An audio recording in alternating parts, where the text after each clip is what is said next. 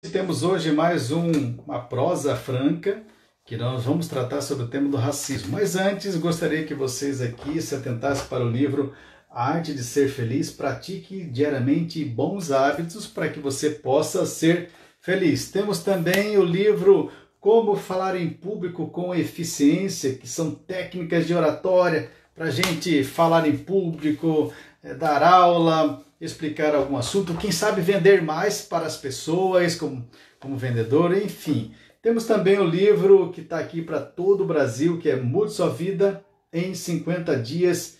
Que tal começar agora? Hoje nós temos mais uma prosa franca com o professor Dr. Franques Márcio.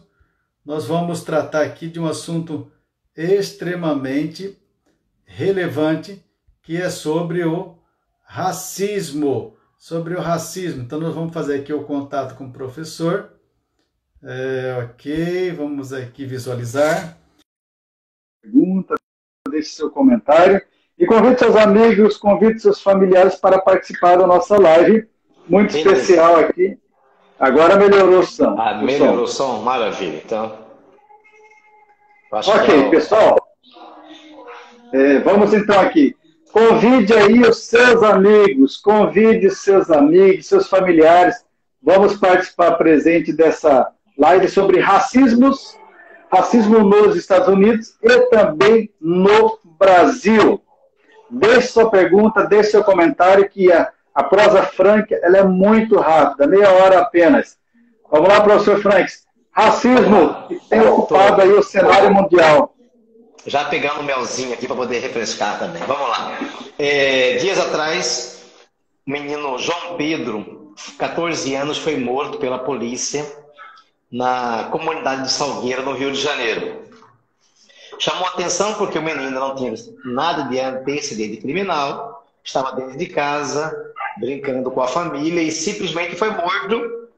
Qual é a acusação? Ser negro. Ponto. Né? Outro caso bem emblemático que chamou a atenção agora nos Estados Unidos, né?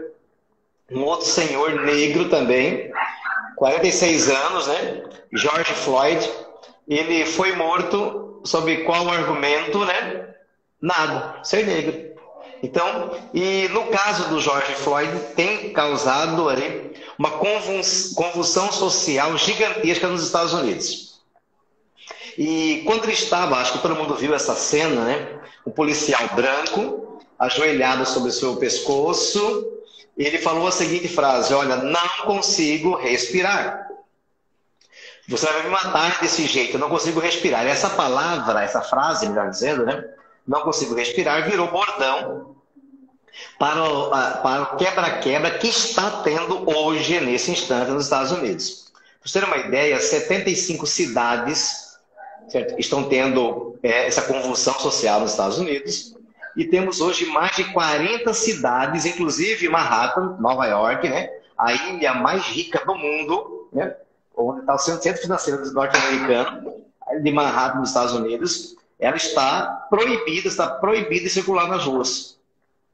Deu chamado toque de recolher. Então, para vocês terem uma ideia da gravidade da situação que está nos Estados Unidos agora. Agora, cabe lembrar que a questão racial norte-americana, e hoje eu vou tratar em especial do norte-americano, numa próxima live no futuro a gente pode tratar da discriminação no Brasil, mas vou ficar mais focado na norte-americana hoje, por causa do tempo também.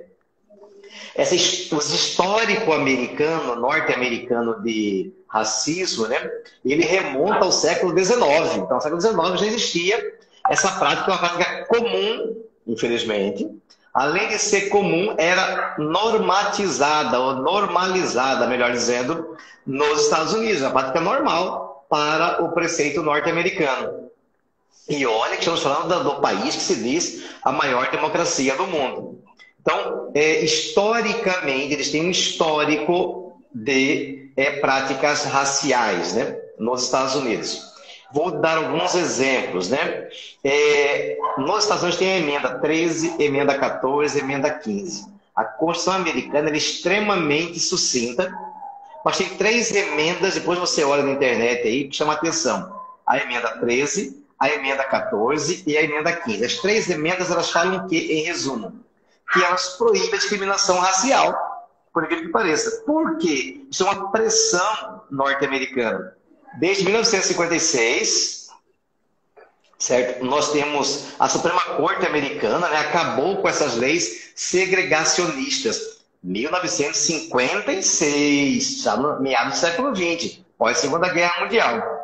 Só que o histórico norte-americano, desde a independência, é ter essa grande segregação entre os povos. Eu vou dar aqui dois exemplos, né? Existe uma lei norte-americana chamada Lei dos Separados Mais Iguais.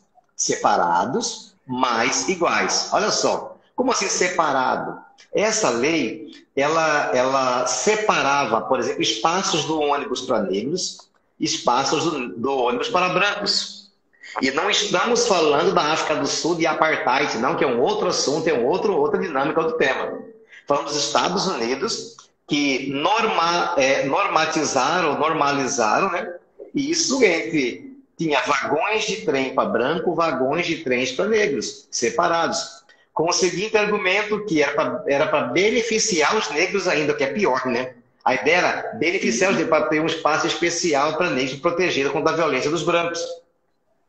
Então, e era tão normal isso, que o argumento também era que o norte-americano, desde o princípio, tinha um costume racial diverso. Ou seja, é bem distinto, brancos para cá, negros para o outro lado. Então, era uma política de Estado nos Estados Unidos. Agora, onde que os negros estão concentrados? No sul dos Estados Unidos. E se você lembra um pouquinho da história norte-americana, as 13 colônias americanas, a princípio, eram no nordeste do país.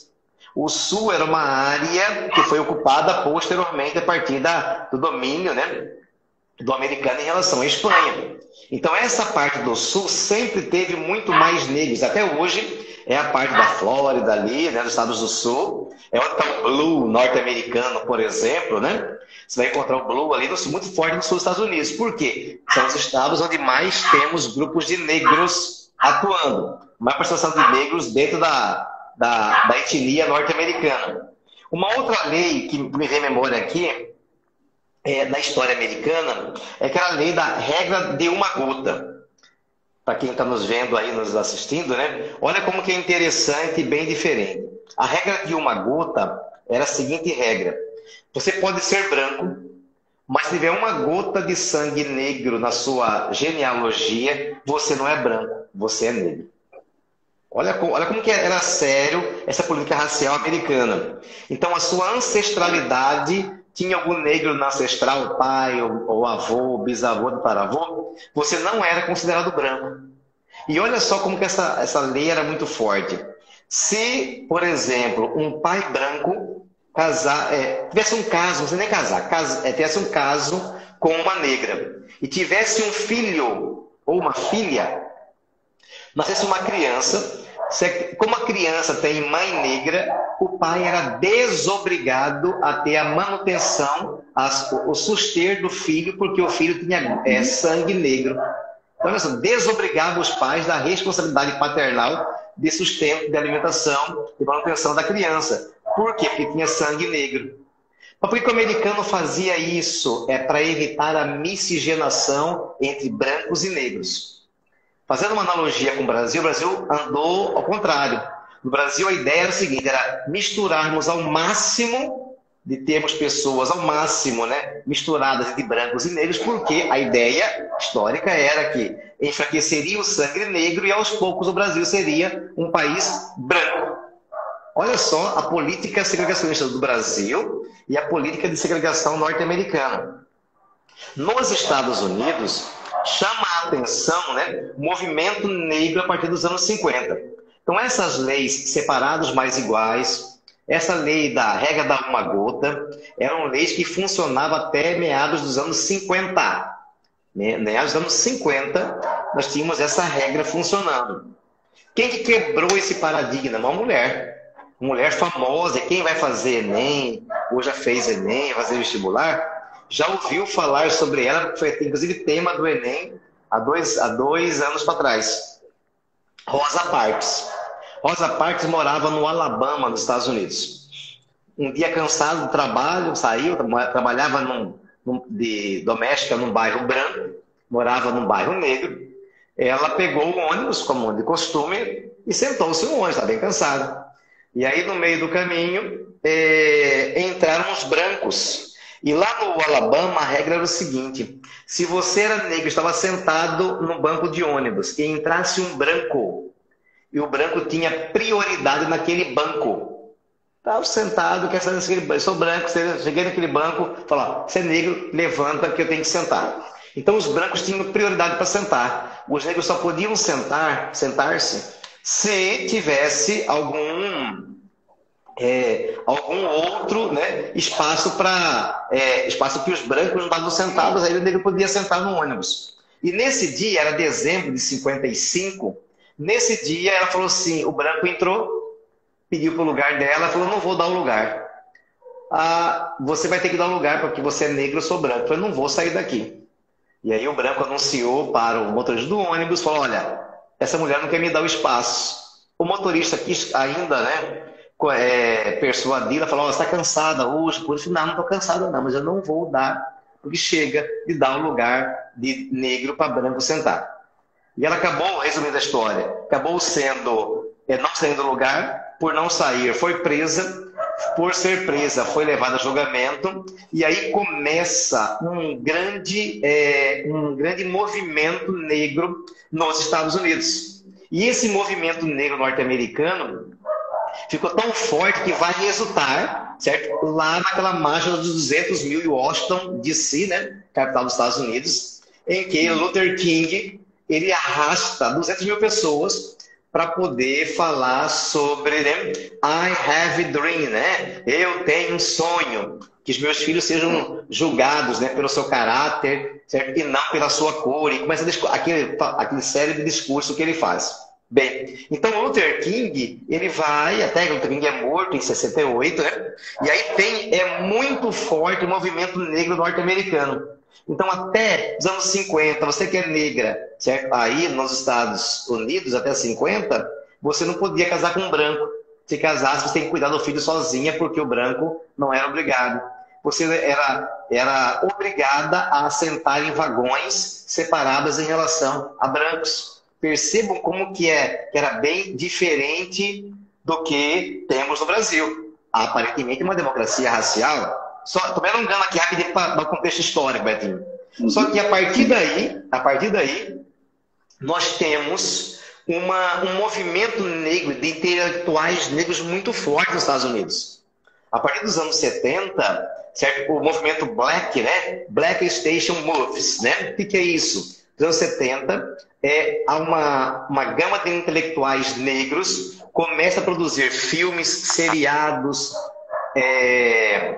entretenimento no geral, da televisão, no cinema, em que os grandes galãs, os grandes heróis dos filmes eram negros. Aí começa a virada intelectual norte-americana, a partir dos filmes, artigos de jornais, falando do orgulho negro. Todo mundo vai falar do soul. Soul é um ritmo negro, né? Muito forte a partir dos anos 70. Soul, né? E a partir dos anos 80, Black Music, né? Black Music, Michael Jackson, todo mundo vai lembrar de Michael Jackson lá, né? Com a Black Music. O que é isso? É um movimento não só cultural do ponto de vista da música, do cinema, dos jornais, mas era um movimento intelectual muito forte nos Estados Unidos para poder o quê? Reaver o orgulho negro.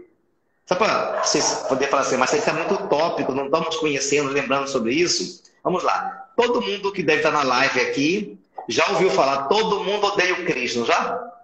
Odeia o Cris é massa, certo? Até hoje eu fico assistindo Todo Mundo Odeia o Cris e fico rindo do mesmo jeito.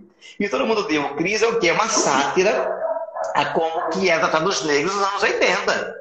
O Todo Mundo Odeia o Cris é muito legal, bem interessante. Isso mostra, para quê? Qual que é o fundo disso? É para ver como que eles eram destratados, discriminados, desconsiderados dentro da sociedade americana.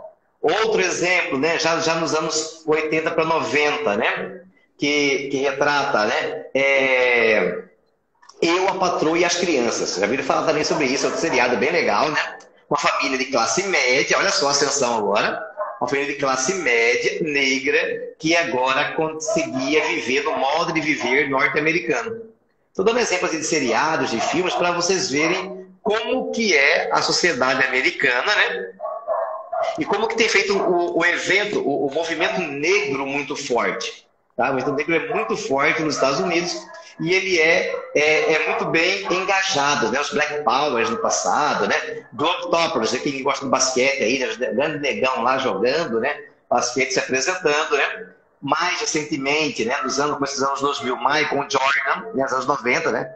Grande líder negro, atualmente no basquete, LeBron James, né?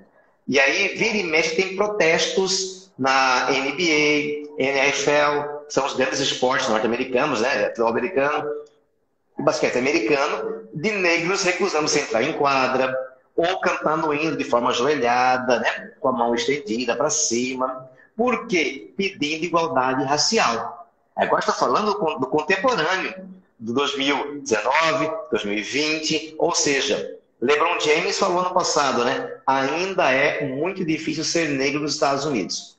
Falando de um cara que ganha 150 milhões de dólares ano. Ele falando que ainda é muito difícil ser negro nos Estados Unidos. Quer dizer, um cara extremamente rico, financeiramente falando, e ele ainda sente na pele dele a desigualdade racial norte-americana. Então, para você ter uma ideia como que é segregacionista aí a sociedade americana. Desculpa me alongar aqui, né? Fiquei quase uma aula inteira aqui falando, né? Mas é bom esse contexto histórico, tem essa noção aí que é bem interessante. Bom, pessoal, então deixa aqui a sua pergunta, seu comentário sobre a questão do racismo nos Estados Unidos e também no Brasil. Como o Franks mencionou aí, é um pouquinho diferente ao sistema, a questão do racismo nos Estados Unidos em relação ao Brasil. O Brasil se misturou para evitar o racismo. Os Estados Unidos sempre teve essa questão normatizada, né, para ter o racismo. Mas, assim, Franks, depois de evoluir dessa sociedade, aí você menciona que nos últimos anos, ainda assim, não só nos Estados Unidos, como também na Europa e outros países, existe ali a questão do racismo. Não é meio que uma visão retrógrada das pessoas que já superou isso. Por que ter novamente essa questão do racismo? Qual que é a sua ideia, a sua opinião a respeito disso? A questão da igualdade é que nós não podemos separar a relação racial da relação social, certo? E ainda assim nós temos uma relação social, certo? E racial extremamente fragilizada nos Estados Unidos. Se você pegar nos Estados Unidos, estamos falando de um país em que ainda a maior parte dos pobres ou são latinos ou são negros. A maior parte dos desempregados ou são latinos ou são negros. Ou seja, a parte branca do país continua sendo a parte mais rica. Então, o modo de viver americano não é um modo de viver americano para todos. O modo de viver americano é um modo de viver para os brancos viverem. Ainda é normal, Ku Klux Klan, famoso na história, né? Grupo de supremacia branca, pregar a supremacia étnica branca em relação à negra. Porque considera o negro como alguém subalterno, alguém assim, atrás intelectualmente. E olha que estamos falando de um país em que temos grandes intelectuais norte-americanos. Você pega aí, vou dar só rapidinho alguns exemplos aí, né? Ben Carson, negro, nos anos 50, nos Estados Unidos, foi o primeiro neurocirurgião a separar siameses que estavam pregados pela cabeça no mundo. Ben Carson, ele é famoso no mundo todo em termos de cirurgia, né? De cirurgia, neurocirurgia, né? Ele foi o primeiro negro a comandar uma neurocirurgia nos Estados Unidos. Falando de um homem que, nasceu nos anos 50, certo? A partir dos anos 70 se destacou na sociedade. Ben Carson está nativa hoje, é um senhor já, né? Mas está nativa ainda hoje lá. Pessoa extremamente reconhecida no mundo todo. É um referencial de neurocirurgia no mundo, Ben Carson, negro. Vai muito longe. no Obama, certo? Foi um presidente negro. E não pense que Obama foi muito bem quisto. Por quê? Porque ele era negro. Então, alguém escreveu que a construção social da sociedade americana, ela foi e é segregacionista. Então, a construção da sociedade ela já foi separada. Então, isso é difícil ter essa união interracial nos Estados Unidos. Agora, causa-nos espanto, né? Agora, a questão porque um negro, você poderia falar assim, mas é um negro que morreu só morreu negro lá, porque esse quebra-quebra tão grande nos Estados Unidos. Hoje eu vi pelos sites aí a foto de Trump pegando a Bíblia, né, usando erradamente a Bíblia, né, pegando a Bíblia e falar que o exército vai entrar com força para poder conter aí o que chama de vandalismo nos Estados Unidos. O que acontece? Trump já mobilizou 16 mil soldados americanos e autorizou a dispararem com as armas de fogo contra os eventuais protestos. Olha só, certo? Ao colapso social que caminha a sociedade norte-americana. Então, isso existe dentro dos Estados Unidos e é agora, e é hoje, não é assim, uma coisa assim, passada. Esse é nesse instante. Então, não foi um negro que morreu, mas todos que eram por causa de um negro, não foi por um negro, por causa de toda uma situação social em que os negros já vivenciam diariamente. Eu vou te dar um dado estatístico aqui, que eu peguei aqui numa estatística norte-americana. A cada certo? 40 negros são mortos por hora nos Estados Unidos. 40 negros, né? Certo? Então, o negro, um negro a cada 30 horas é morto por um policial nos Estados Unidos. Olha só. Olha a relação, né? Um negro é morto a cada 30 horas pela polícia. Qual a acusação? Nenhuma acusação, que é pior. Nenhuma acusação formal de ser ela estava num tiroteio, não.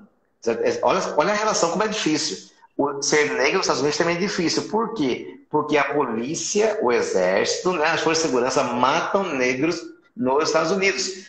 Sem ter nenhuma culpa, nenhuma capivara, né? Na linguagem aí da malandragem, esse negro é morto pela polícia dos Estados Unidos. Então não foi um caso esporádico, é uma situação corriqueira que acontece lá nos Estados Unidos. Então por isso que essa repercussão muito forte da morte de George Floyd. Ok. Bom, tivemos aqui alguns comentários. Obrigado aqui pelos comentários, pelas perguntas. E aproveite ainda, convide as pessoas que falta pouco tempo, 10 minutinhos para acabar nossa live. A Analia já está dizendo por que ainda não foi superado. Ela complementa. Nunca acabou o racismo. O Paulo César diz, racismo nos Estados Unidos está no DNA americano? É uma pergunta.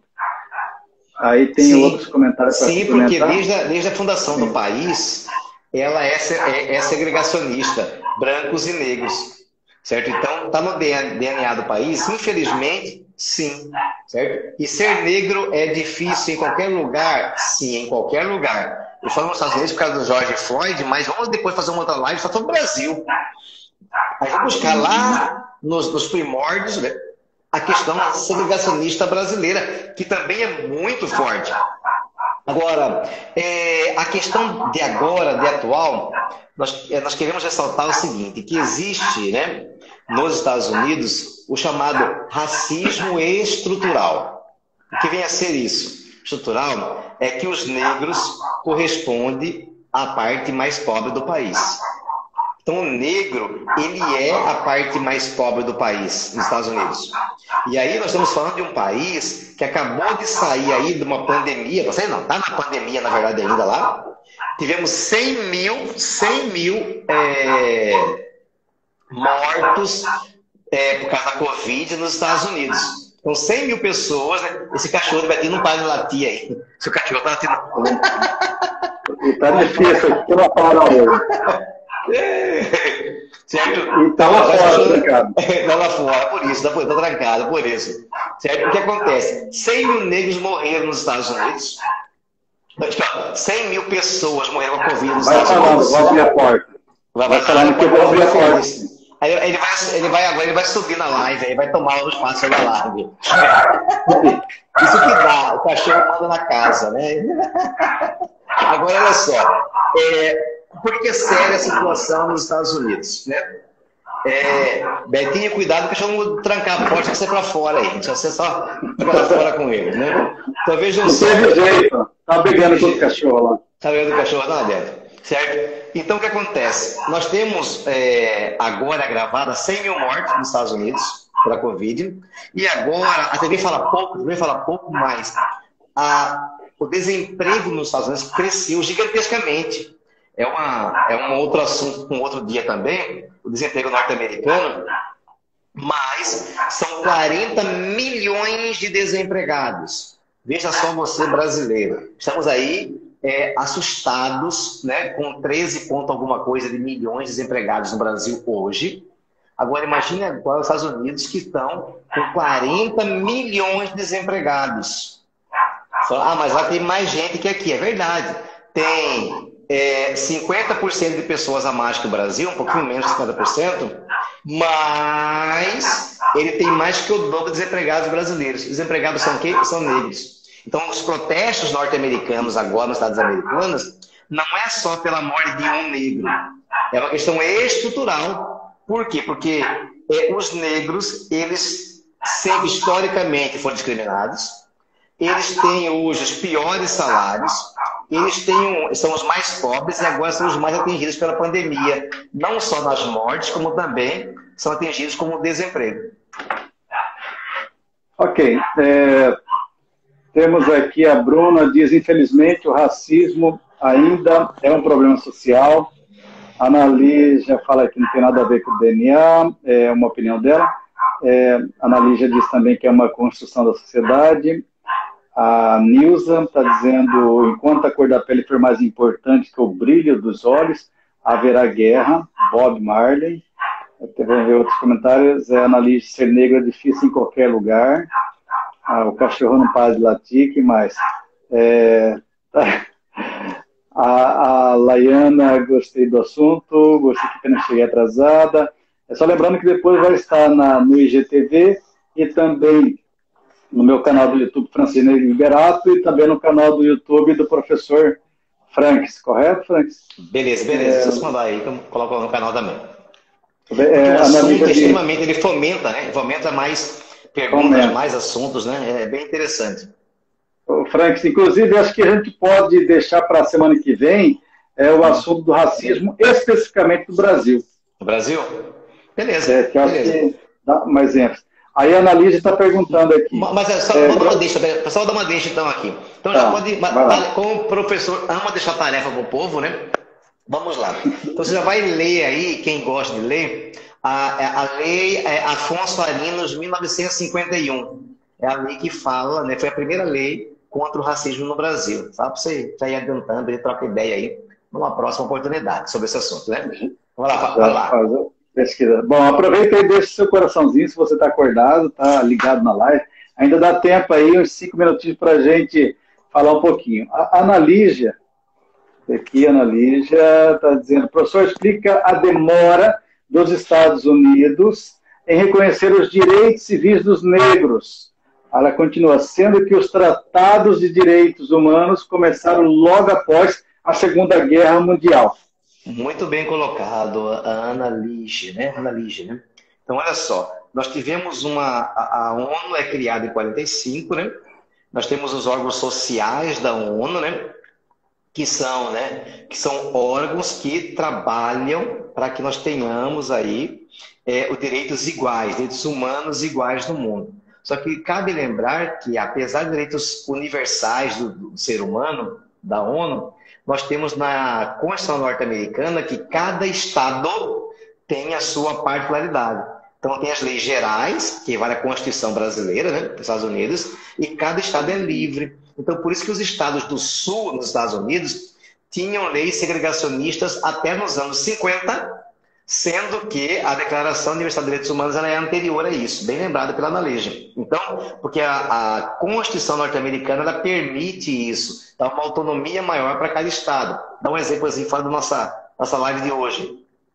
Então, é por isso que é verdade que se a pessoa cometer um mesmo crime em estados diferentes, ela pode receber penas diferentes. Pode ser condenada à morte em alguns estados, os estados não têm pena de morte e assim por diante.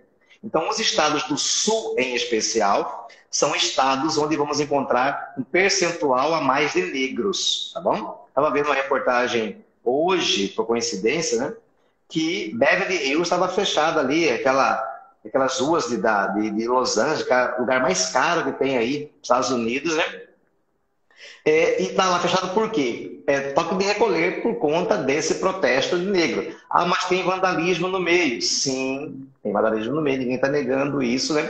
Mas queremos focar a questão da desigualdade racial gritante, racial e social nos Estados Unidos. E se o governo não souber tratar, porque quando Trump fala que ali é só bagunça, que ali é só balbúrdia, ele está incitando a novos protestos e, claro, se não tem um equilíbrio para poder tratar sobre isso, isso pode desencadear um caos social total nos Estados Unidos. Então, isso é extremamente sério, pode colapsar ainda agora mais economicamente, socialmente, o país que já está fragilizado pela pandemia. Ok, então chegamos aí no nosso tempo final, já deu aqui mais de meia hora de live. Quais seriam? Passa rápido. Então você aí que não assistiu, lembre-se de olhar no IGTV, no meu perfil, ou no YouTube, Francisco Liberato, ou Professor Franks Marques, para você assistir novamente e fazer essa tarefinha que é a pesquisa da lei do Brasil. Na semana que vem, nós teremos também o mesmo assunto do racismo, só que especificamente falando do Brasil. Franks, quais seriam as considerações finais para a gente fechar a nossa live? Mais um outro assunto, rapidinho, tá? Mais uma tarefinha, né? Procure ler lá Casa Grande Senzala, Gilberto Freire, bem interessante, que ele fala sobre a questão do patriarcalismo no Brasil, tá? Que vai explicar um pouquinho sobre esse racismo no Brasil, que é um introito já para a semana que vem, né? Então, eu quero só agradecer a todos, né? Acho que o tema, assim, é um tema muito interessante, é bom buscar as raízes da questão racial nos Estados Unidos e, claro, também conhecermos, né? Serve como parâmetro para a gente conhecer um pouquinho a nossa realidade.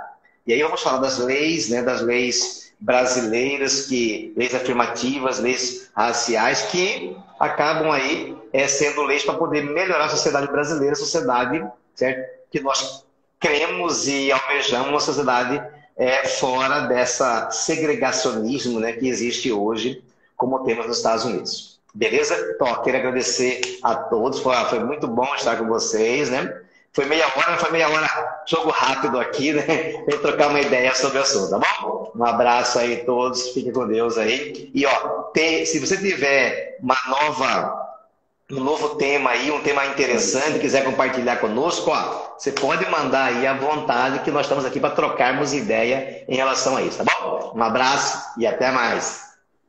Então, pessoal, muito obrigado, professor Franks, pela presença aí, por compartilhar os seus conhecimentos, e também a todos aqui que compartilhou a sua opinião, que opinou, que convidou os amigos para participar da live. Só lembrando que todas as terças-feiras, 18 horas, horário de Mato Grosso, 19 horas, horário de Brasília, nós estamos aqui com o professor Dr. Franks para tratar de um tema da atualidade. Só lembrando que na semana que vem continuamos o tema de racismo, só que agora do nosso país, do nosso Brasil, para entender um pouquinho melhor as raízes, evitar um pouquinho a questão da política, entender a história e depois a gente ter nossa opinião firmada. Um abraço a todos, abraço, professor Franks, e até a nossa próxima live. Tchau, tchau. Até a próxima.